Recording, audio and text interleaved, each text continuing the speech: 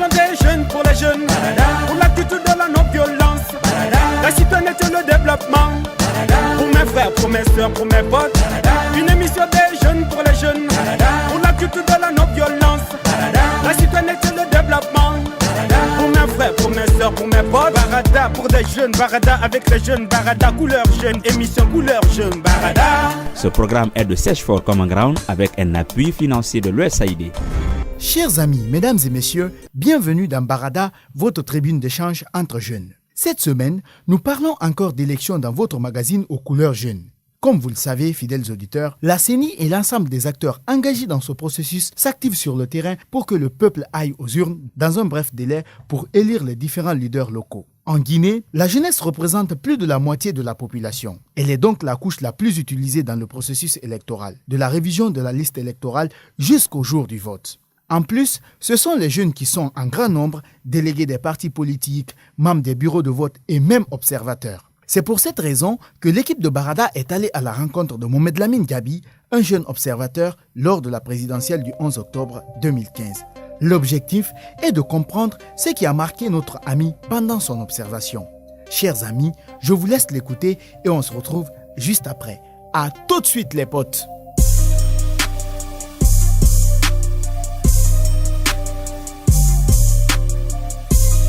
Gabi Mohamed Lamine. En fait, ce que je vais vous raconter ce soir, c'est une expérience que j'ai vécue pendant ces élections présidentielles. En fait, la remarque que j'ai eu à faire, c'est que les membres du bureau de vote sont souvent moins informés au moment du déroulement du vote. Là où j'ai ouvert et j'ai fermé, les membres du bureau de vote, ils ne comprenaient rien en ce qui concerne le processus du vote le jour J. Ils avaient du mal à repérer les électeurs sur la liste d'émargement, mais au-delà, ce qui était encore plus atroce, c'est au moment du dépouillement. Je constatais le plus souvent des discussions entre le président du bureau de vote et les autres membres du bureau de vote. Certains disaient au président du bureau de vote, bon, c'est comme ça il faut faire. Et du coup, le président s'imposait. Il disait non, c'est moi le président. Donc, il se faisait connaisseur. Alors que, à des moments donnés, certains membres avaient raison par rapport à ce qui devait se faire. Donc, il y a eu beaucoup de discussions et ça nous a pris énormément de temps. Je me rappelle, on était là jusqu'aux alentours des 0 heures, en train de compter et recompter, alors que c'est quelque chose normalement qui ne devait pas prendre assez de temps.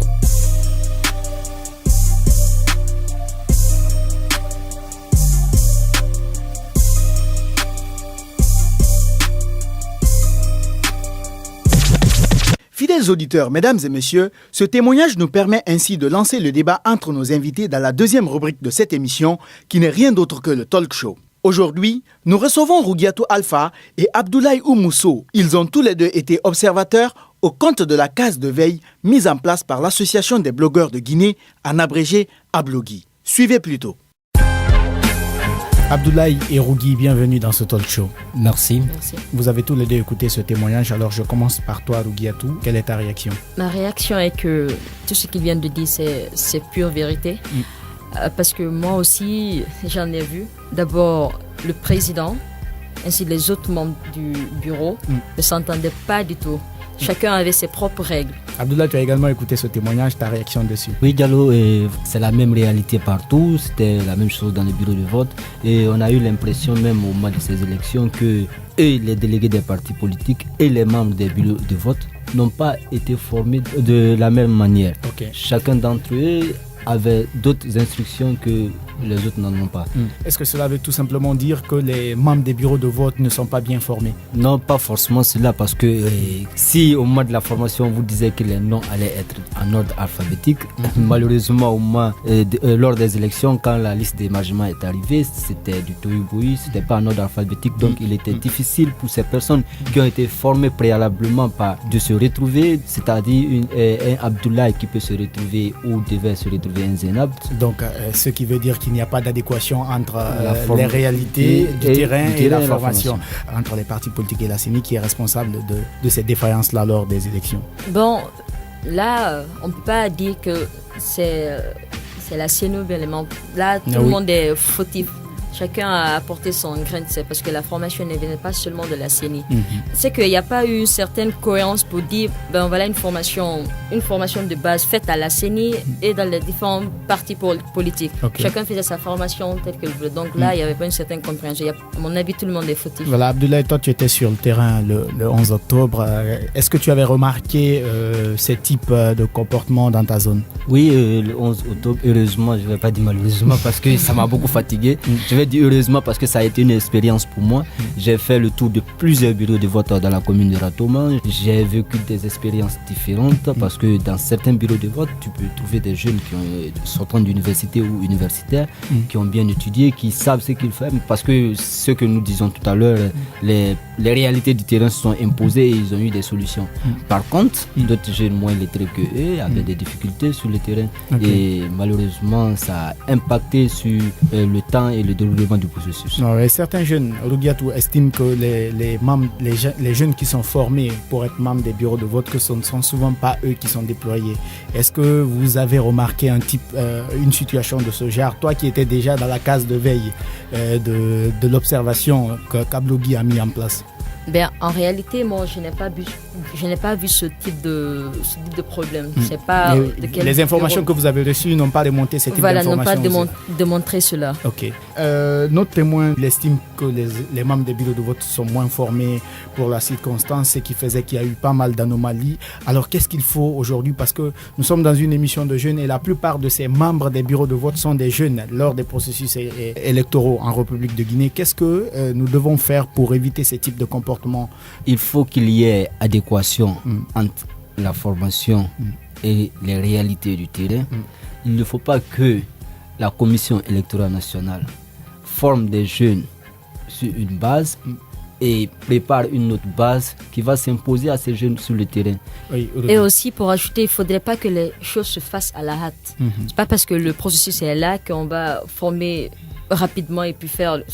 Ça a été aussi un problème majeur parce que les gens ont été formés à la hâte. Est-ce que les jeunes ont une partition à jouer pour améliorer la qualité du travail? Généralement, c'est les jeunes que nous retrouvons dans ces bureaux de vote. L'institution en charge des élections a un grand rôle à jouer dans la formation de ces personnes qui vont déployer sur le terrain. Par ailleurs, les partis politiques aussi qui vont déployer les délégués sur le terrain doivent former ces personnes parce qu'ils les représentent. Parce qu'une voix perdue, c'est une voix de trop. Effectivement, on n'en voit que des jeunes et des jeunes. Maintenant, c'est aux jeunes d'apporter une certaine touche de modernité. A priori, ce sont des personnes plus âgées qui le forment. Maintenant, c'est à eux de proposer des idées. Ça ne doit pas seulement venir de ceux qui le forment, mais c'est à eux de proposer des manières, des idées, afin que cela puisse se faire bien et que les choses soient... Mais est-ce qu'il n'est pas temps aussi d'associer les jeunes dans la formation? Parce que lorsqu'un jeune communique à un jeune, ça passe rapidement. Oui, mais Rougim a soulevé un point très important. Elle a dit au mois de la formation, il faut que les jeunes proposent des solutions. Lors de la formation, vous ne venez pas seulement pour être un oui béni lors de la formation. Vous venez, vous vous êtes formé, mais vous apportez une touche originale à cette formation.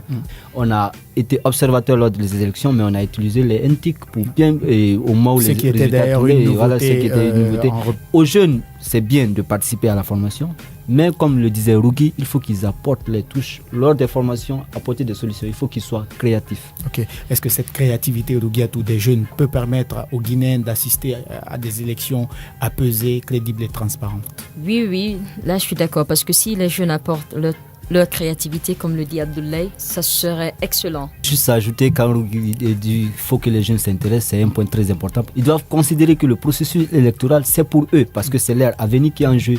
Donc à eux de préparer leur avenir en s'impliquant dans le processus électoral. Ok. Merci Rougui et Abdoulaye de passer dans ce talk show. Merci Moustapha Diallo. Ça a été un plaisir. Le plaisir est partagé.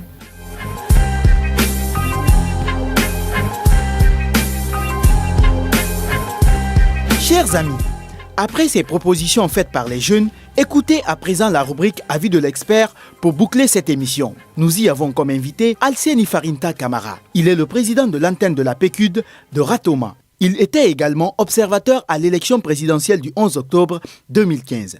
Suivez son analyse.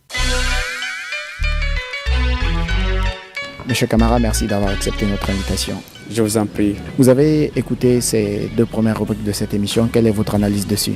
Mon analyse est que quand je prends le processus électoral, moi, je vais me focaliser sur l'inscription sur la liste électorale ou la révision de la liste électorale, l'affichage et la correction de la liste électorale, la distribution des cartes d'électeurs et le bureau de vote. Je vais me focaliser sur ces 4 étapes. Les cartes ou les bureaux de vote, c'est la représentation de la CENI en miniature, c'est-à-dire la commission administrative est composée de toutes les formations politiques, l'administration publique et aussi la société civile. Mais il se trouve qu'il y a assez de problèmes. Et ces problèmes tournent autour non seulement de la formation que la CENI organise parfois de façon spontanée et de façon surtout désordonnée. En plus de cela, la majeure partie des formateurs ne sont pas à la hauteur.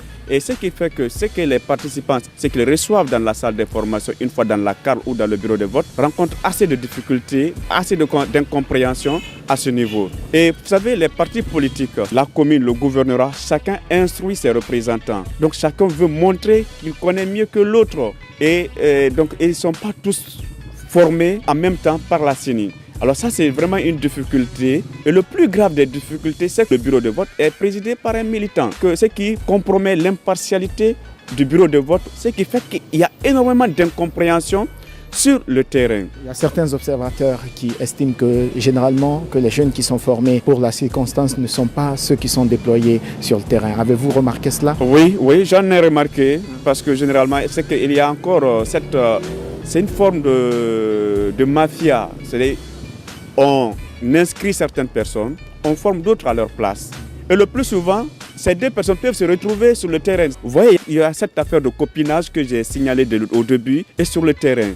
Si et seulement si ce copinage cesse et que les renforcements des capacités qu'on donne à ces jeunes est fait de manière programmée sans les remettre dans une dynamique de spontanéité, je pense que ça va être vraiment une réussite pour ceci et c'est le processus électoral qui se déroulera de façon apaisée. Qu'est-ce qui explique cet état de fait là?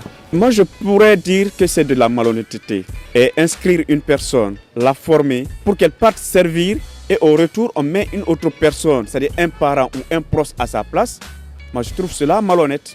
Que faut-il faire aujourd'hui pour résoudre ce problème? Pour se résoudre cela, il faut encore renforcer les communications, la sensibilisation, les partis politiques de la mouvance de l'opposition, les acteurs de la société civile, que nous sommes également, chacun en ce qui le concerne, doit œuvrer à l'éthique et à la morale. Monsieur Camara, l'implication des jeunes, comme l'a proposé nos invités dans la 2e rubrique, pour eux, l'implication active des jeunes dans le processus électoral peut amener les Guinéens à assister aux élections apaisées. Est-ce que vous pensez que cela pourra permettre à la Guinée d'assister à des élections apaisées, crédibles et transparentes? Je pense que cela est un élément incontournable, l'implication des jeunes dans le processus électoral. Vous savez que la population guinéenne est en majorité jeune, donc ils pourront influencer le processus électoral. Merci, M. Camara. Je vous en prie.